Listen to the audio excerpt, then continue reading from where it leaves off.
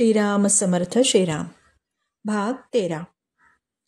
अभ्यास करायचा, श्रवण करायचं तर कसं झालं पाहिजे? मनापासून, अगदी मनापासून झालं पाहिजे. मग त्यामध्ये विलंब लागला, बराच काळ गेला तरी हरकत नाही. बी पेरलं तर लगेच आपण उकरून बघतो का? कोंब आला का बघूया? नाही ना. तसं श्रवणाने एक एक कन्सेप्ट क्लिअर करत जायचा, समजून घ्यायचा, अभ्यासाची साधना करायची. आणि या साधनेमध्ये संयम ठेवायचा, पेशन्स ठेवायचा. झाडाला लगेच फळ लागतं का? नाही. म्हणून जे साध्य करायचं त्याला जितकं महत्त्व देतो ना आपण, त्याच्यापेक्षाही जास्त महत्त्व साधनेला, म्हणजे त्याच्यावर काम करणाऱ्या क्रियेला, प्रॅक्टिसला द्यावं लागेल.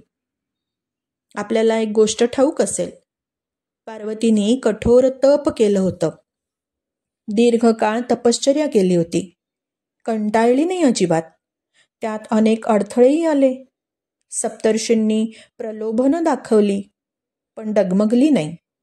नेटाने, संयमाने दीर्घकाळ तप करत राहिली. तेव्हा श्री शंकरांची तिला प्राप्ती झाली. या कथा मनोरंजनासाठी नाहीत, किंवा माता पार्वतीला काही मिळवायचं होतं हे सांगण्यासाठी सुद्धा नाहीत. ती जगन्माता आहे, तिला सर्वच प्राप्त आहे. ती हा धडा आपल्याला देतेय की तप करा, म्हणजे साधन करा, अभ्यास करा. व्यर्थ गोष्टीमध्ये फुकट वेळ घालवू नका. गोल सेट करा आणि गोलवर काम करा. ध्येयाला चिकटून राहा. उगाच परिकल्पनांमध्ये रमू नका. जन्म कोटी लगी रगर हमारी, बरऊ शंभू न तर रहू कुमारी. ध्येय निश्चित आहे तिचं. म्हणतीये, कोटी जन्म का लागेनात, माझं साध्य श्री शंभू आहेत, नाहीतर मग मी कुमारीच राहीन. ही निश्चयात्मक बुद्धी.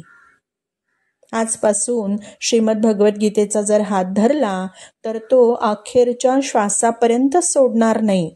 नेटाने अभ्यास करीन असे प्रयत्न करणं हेच तप. मग पुढचं काम भगवंत करतील निसंशय. श्रीराम समर्थ श्रीराम.